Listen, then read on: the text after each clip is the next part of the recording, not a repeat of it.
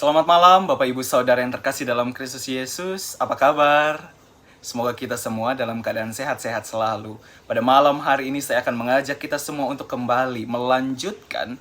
Mari membaca Alkitab yang terdapat di dalam Ibrani pasal yang pertama sampai dengan pasal yang kedua. Sebelum kita membaca dan mendengarkan firman Tuhan ini, mari kita berdoa. Bapa yang sangat luar biasa, kami sangat bersyukur padamu atas anugerah dan perlindungan Tuhan di dalam kehidupan kami. Mulai dari pagi ketika kami bangun tidur sampai pada malam hari ini, kami akan beristirahat. Namun sebelumnya ya Tuhan, kami akan membaca dan mendengarkan firman Tuhan, kiranya Tuhan memberkati kami selalu. Di dalam nama Tuhan Yesus kami sudah berdoa. Amin. Ibrani pasal yang pertama sampai dengan pasal yang kedua yang mengatakan, setelah pada zaman dahulu Allah berulang kali dan dalam pelbagai cara berbicara kepada nenek moyang kita dengan perantaraan nabi-nabi, maka pada zaman akhir ini Ia telah berbicara kepada kita dengan perantaran anaknya, yang telah Ia tetapkan sebagai yang berhak menerima segala yang ada. Oleh Dia Allah telah menjadikan alam semesta. Ia adalah cahaya kemuliaan Allah dan gambar wujud Allah, dan menopang segala yang ada dengan firman-Nya yang penuh kekuasaan. Dan setelah Ia selesai mengadakan penyucian dosa, Ia duduk di sebelah kanan yang maha besar, di tempat yang tinggi, jauh lebih tinggi daripada malaikat-malaikat, sama seperti nama yang dikaruniakan kepadanya jauh lebih indah daripada nama mereka. Karena kepada siapakah di antara malaikat-malaikat itu pernah Ia katakan, "Anakku engkau telah kuperanakan pada hari ini, dan aku akan menjadi bapanya, dan ia akan menjadi anakku."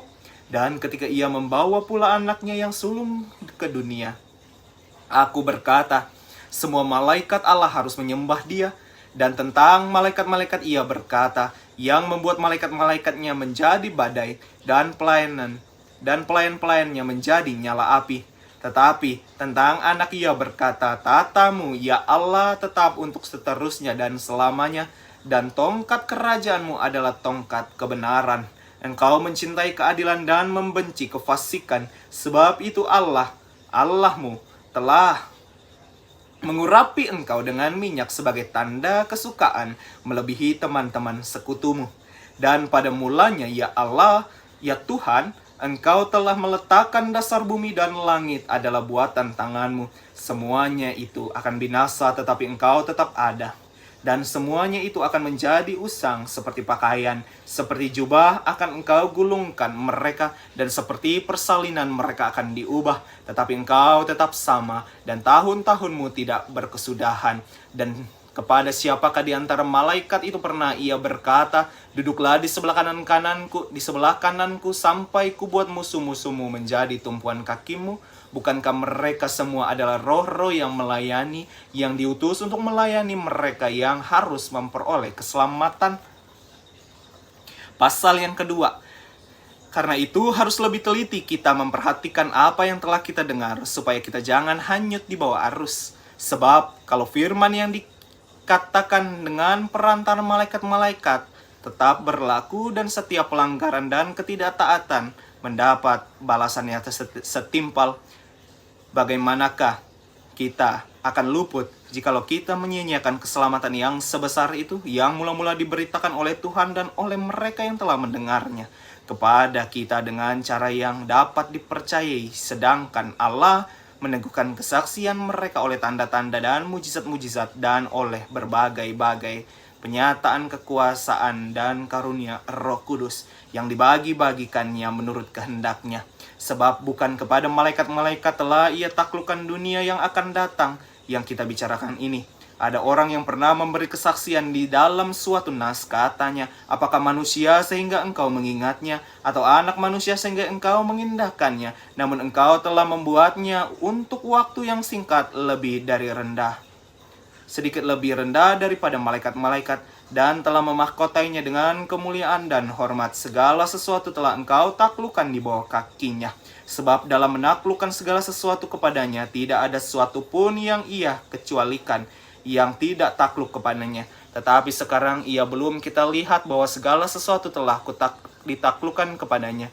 Tetapi dia yang untuk waktu yang singkat dibuat sedikit lebih rendah daripada malaikat-malaikat, yaitu Yesus. Kita lihat yang oleh karena penderitaan maut dimahkotai dengan kemuliaan dan hormat, supaya oleh kasih karunia Allah ia mengalami maut bagi semua manusia. Sebab memang sesuai dengan keadaan Allah yang baginya dan olehnya segala sesuatu dijadikan, yaitu Allah yang membawa banyak orang kepada kemuliaan, juga menyempurnakan Yesus yang memimpin mereka kepada keselamatan dengan penderitaan. Sebab ia yang menguduskan dan mereka yang dikuduskan, mereka semua berasal dari satu. Itulah sebabnya ia tidak malu menyebut mereka saudara. Katanya, aku akan memberitakan namamu kepada saudara-saudaraku dan memuji-muji engkau di tengah-tengah jemaat. Dan lagi, aku akan menaruh kepercayaan kepadanya. Dan lagi, sesungguhnya inilah aku dan anak-anak yang telah diberikan Allah kepadaku. Karena anak-anak itu adalah anak-anak dari darah dan daging, maka ia juga menjadi sama dengan mereka dan mendapat bagian dalam keadaan mereka, supaya oleh kematiannya ia memusnahkan dia, yaitu iblis yang berkuasa atas maut, dan supaya dengan jalan demikian ia membebaskan mereka yang seumur hidupnya berada dalam perhambaan oleh karena takutnya kepada maut.